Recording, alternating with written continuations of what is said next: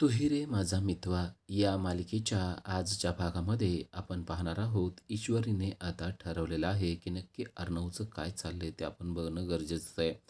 कारण त्याच्या कोटचा वेगळाच परफ्यूमचा वास येत होता. म्हणजे नक्कीच तो त्या मुलीला भेटलेला असणार आहे.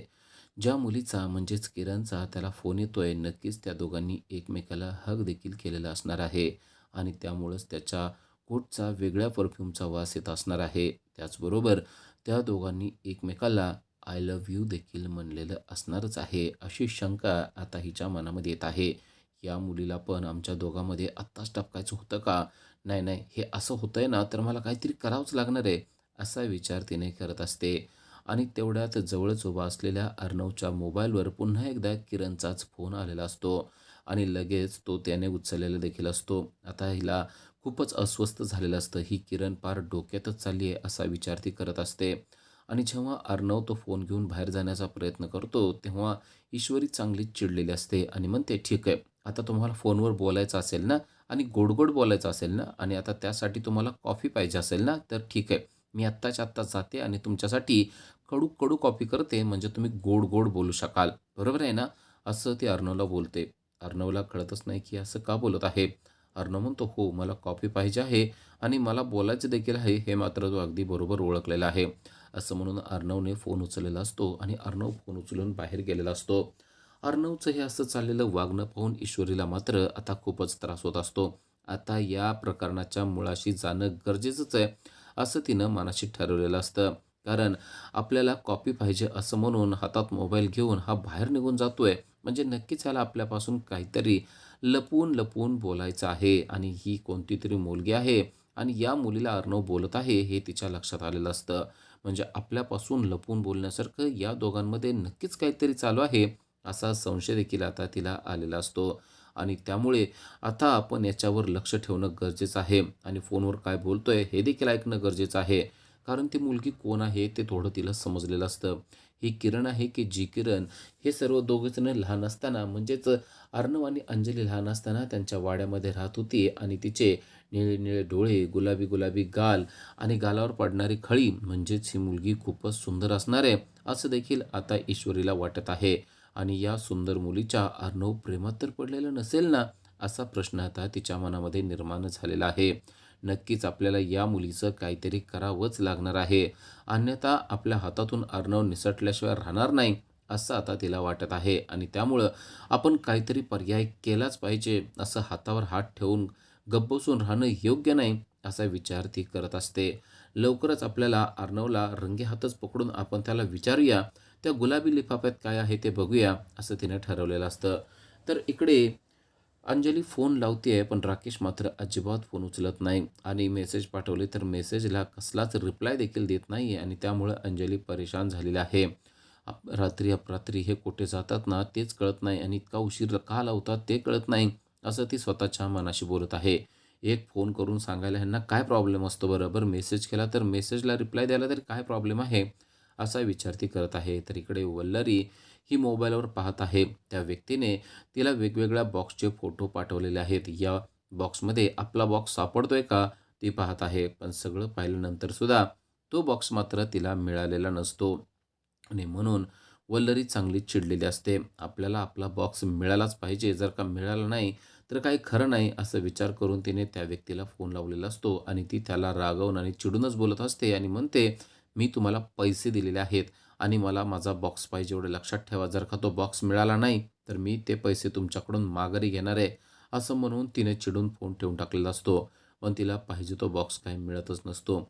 तेवढ्यात मामा आलेला असतो आणि पाहतो की वल्लरी ही खूपच परेशान आहे. आणि मामा तिला विचारतो, की "काय झालं? जरा परेशानच दिसतेय. बरं, माझ्या कपाटातले ₹10,000 तू घेतलेत का?" असं तो डायरेक्ट तिला विचारतो. तेव्हा वल्लरी गडबडते आणि म्हणते, "घेतलेत म्हणजे हो, पाहिजे होते मला, शॉपिंग करायची होती म्हणून घेतले. मग काय प्रॉब्लेम आहे का तुम्हाला?" तेव्हा मामा म्हणतो, "नाही, अगं विचारून तरी घेतले असतेस तर बरं झालं असतं. पण हल्ली तुझी शॉपिंग जरा जास्तच वाढत चालली आहे, असं मला वाटतं." असं तो वल्लरीला बोलतो. तेव्हा वल्लरी म्हणते, "हो, वाढतेय म्हणजे? काय माझा त्रास होतोय का तुम्हाला? मला जेवढी शॉपिंग करू वाटते ना, तेवढी मी करणार आहे. आणि ते तुम्ही मला सांगायची गरज नाही, की मी किती करायला पाहिजे ते. समजतंय ना तुम्हाला?" असं म्हणून तिने मामाचं तोंड बंद केलेलं असतं. पण मामाच्या एक गोष्ट मात्र लक्षात आलेली आहे, की त्या बॉक्सचा काहीतरी प्रॉब्लेम झाला आहे. तेव्हापासूनच ही बाई डिस्टर्ब झालेली आहे. नक्की त्या बॉक्समध्ये काय असेल ना, हे आपण शोधायलाच पाहिजे. कारण त्या बॉक्समध्ये जर का काही सिक्रेट असेल, तर ते आपल्याला कळलंच पाहिजे, असं देखील मामाला वाटत आहे.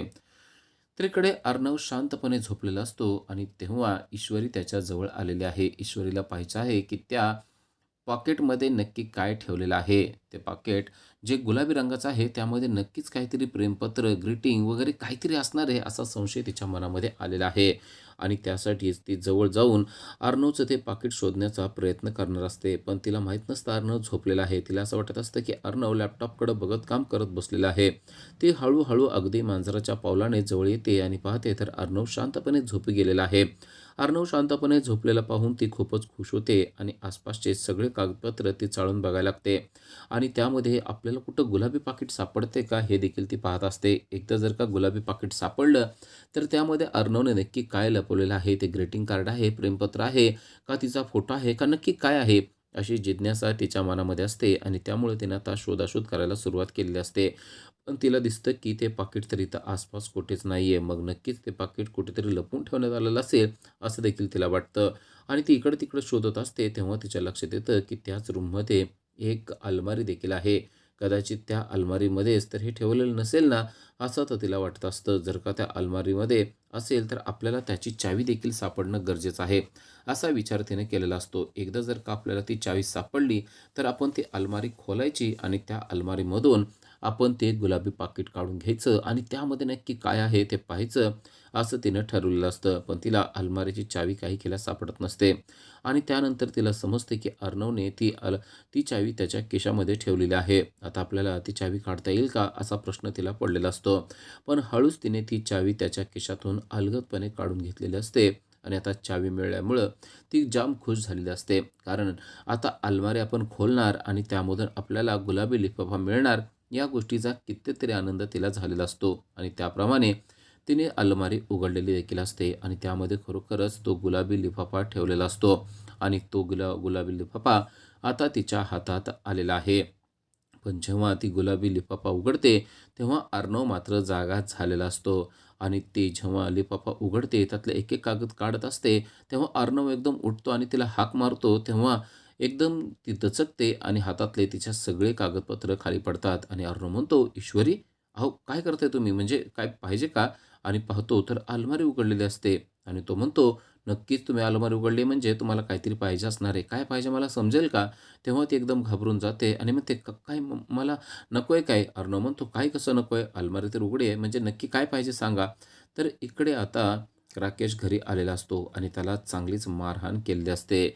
अंजली त्याला पाहते आणि त्याच्या डोक्याला मलमपट्टी करत असते आणि त्याला म्हणते, की "काय झालं?" तेव्हा तो सांगतो, की "आत्ता जो सकाळी व्यक्ती आला होता ना, त्याच्या गुंडांनी म्हणजे त्याच्या विरोधातल्या गुंडांनी मला मारहाण केलेली आहे." अंजली विचारते, "पण काय झालं?" तेव्हा तो सांगतो, की "सकाळी जो व्यक्ती आला होता ना, त्याला पैसे मिळवून देण्याचा मी प्रयत्न करत आहे. पण त्याच्या विरोधातले लोक त्याला पैसे मिळवू देत नाहीयेत आणि मी त्याच्यासाठी झटत आहे. आता अंजली तूच सांग मला, एखाद्या गोरगरिबांसाठी मी काम करतोय, तर हे काय वाईट आहे का? पण ते लोक मला अजिबात काम करून देत नाहीयेत. आता त्या लोकांनी मला सुद्धा मारहाण केलेली आहे. पण काही जरी झालं तरी मी त्याला पैसे मिळवून दिल्याशिवाय शांत बसणार नाही. कारण त्या व्यक्तीवर खूपच अन्याय होतोय." असं तो अंजलीला बोलत असतो. तेव्हा अंजली म्हणते, "अहो कशाला पडतात असल्या सगळ्या केसेसमध्ये? नाहीतर आपण असं करूया का, त्या व्यक्तीवर आपण पोलीस केसच करूया. थांबा, मी दादाकडे जाते आणि त्याला सगळं काही सांगते." असं ती त्याला बोलते. तेव्हा तो तिचा हात धरतो आणि तिला पुन्हा एकदा माघारी बसवतो आणि म्हणतो, "नको, नको. अर्णवला काही नको सांगू. एकतर मी त्याला अगोदरच त्रास देतोय. अजून त्याला त्रास देण्याची मला इच्छा नाही. त्यामुळं आता त्याला काहीच बोलायला नको. तू शांतपणे बस आणि मी काय सांगतोय ते ऐक. मी जे काय करतोय ते चुकीचं असेल तर मला तू सांग, की मी चुकीचं करतोय." अंजली म्हणते, "असं नाही अहो. तुम्ही जे करताय ते चांगलंच आहे. तुम्ही तर गोरगरिबांची मदत करताय म्हणल्यानंतर ते चुकीचं कसं असेल?" तो म्हणतो, "मग चुकीचं नाहीये तर मला सांग आता मी पुढं पर्याय काय करू? मला त्या व्यक्तीला पैसे तर द्यायचे आहेत. माझ्याकडे ₹1 नाहीये आणि तो व्यक्ती त्याला तर ते पैसे पाहिजे आहेत. मला ना काहीच कळत नाही. मला पर्याय सुचत नाही." असं तो अंजलीला म्हणत असतो. खरं तर अंजलीनेच तो पर्याय काढावा, म्हणजेच तिने अर्णवकडून पैसे घ्यावेत असं त्याला वाटत असतं आणि म्हणूनच तो एवढं सगळं काही बोलत असतो. तेव्हा अंजली त्याला म्हणते, "असं असेल तर मी अर्णवकडून पैसे मागू का?" तर तो लगेच स्वाभिमानी असल्यासारखं दाखवतो आणि म्हणतो, "नाही, नाही. अर्णवकडच्या पैशांची मला अजिबात गरज नाही. मला असं वाटतं की त्याच्याकडून पैसे मागायलाच नको, असं तो तिला बोलत असतो. तर इकडे आता गुलाबी पाकीट पाहिल्यानंतर अर्णव म्हणतो की तुला काय पाहिजे नक्की? त्या गुलाबी पाकिटात काय आहे ते पाहायचंय का? तर ती म्हणते, "हो, मला बघायचंय त्या पाकिटामध्ये नक्की तुम्ही काय लपवून ठेवलेलं आहे ते. कारण मी कालपासून बघते ते पाकीट तुमच्याकडे होतं आणि तुम्ही ते माझ्यापासून लपवून ठेवण्याचा प्रयत्न करत आहात." पण आता ईश्वरी रंगेहातच सापडलेली असते. ईश्वरीचं तोंड अगदी पाहण्यासारखं झालेलं असतं. पण तिला त्या पाकिटात काय पाहायचंय हे तिने स्पष्टपणे सांगितलं मुळं अर्णव म्हणतो, "अच्छा, तर हे तुला बघायचं होतं का? मग बघ ना, मी कुठे तुला नाही म्हणलोय. तू कालच जर का म्हणली असती मला बघायचंय, तर मी तुला दाखवलंच असतं ना. मग त्यासाठी एवढे चोरी-छुपे बघण्याची काय गरज आहे?"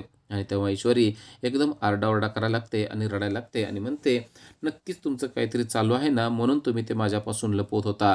मला माहिती आहे ते किरण कोण आहे, हे सगळं मला समजलंय." अर्णव म्हणतो, "काय बोलताय तुम्ही? समजतंय का तुम्हाला? अहो, असं काही नाही आणि तुम्हाला पाहिजे तर कालच तुम्ही म्हणायचं ना." पण आता ईश्वरी ऐकतच नसते.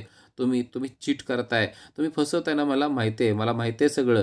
ती किरण ना, ती तिचे गोरे-गोरे गाल, तिचे निळे-निळे डोळे आणि ती अशी छान तिच्या गालावर खळी पडते, हे सगळं मला माहिती आहे."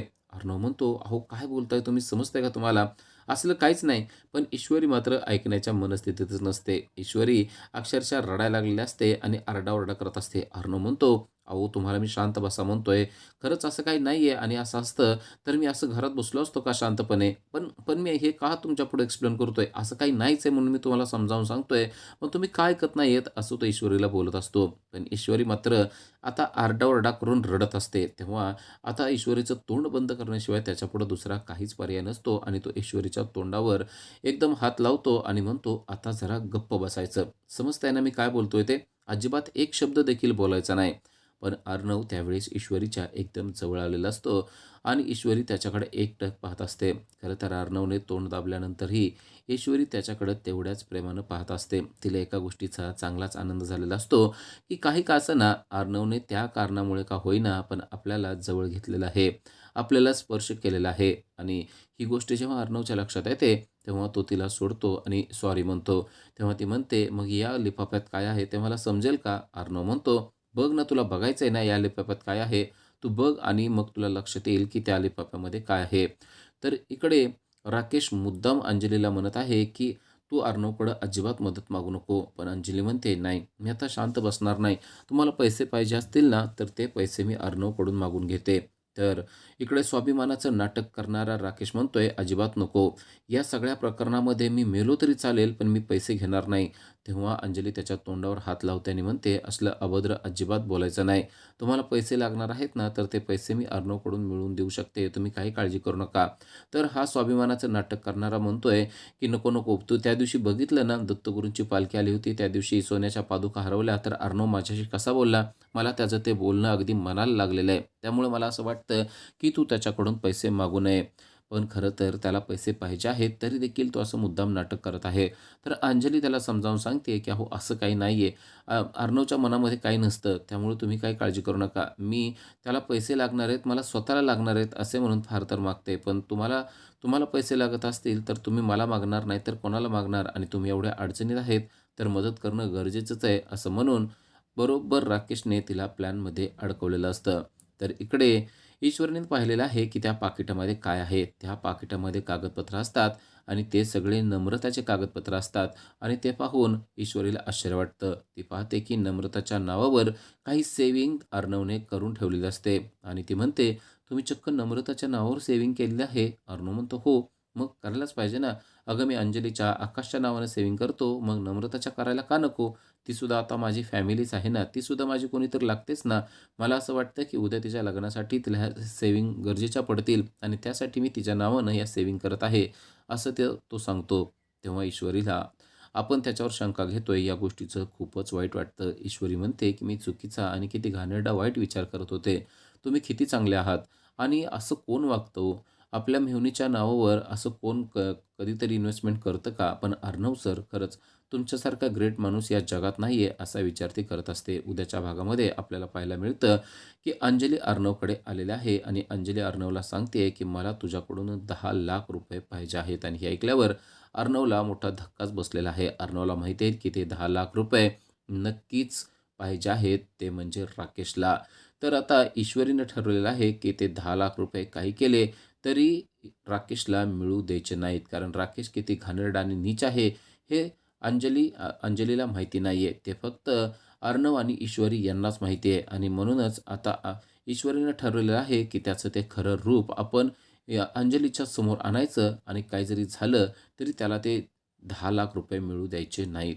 अशा सिरियलच्या अपडेटसाठी आजच आमच्या चॅनलला सबस्क्राईब करा. थँक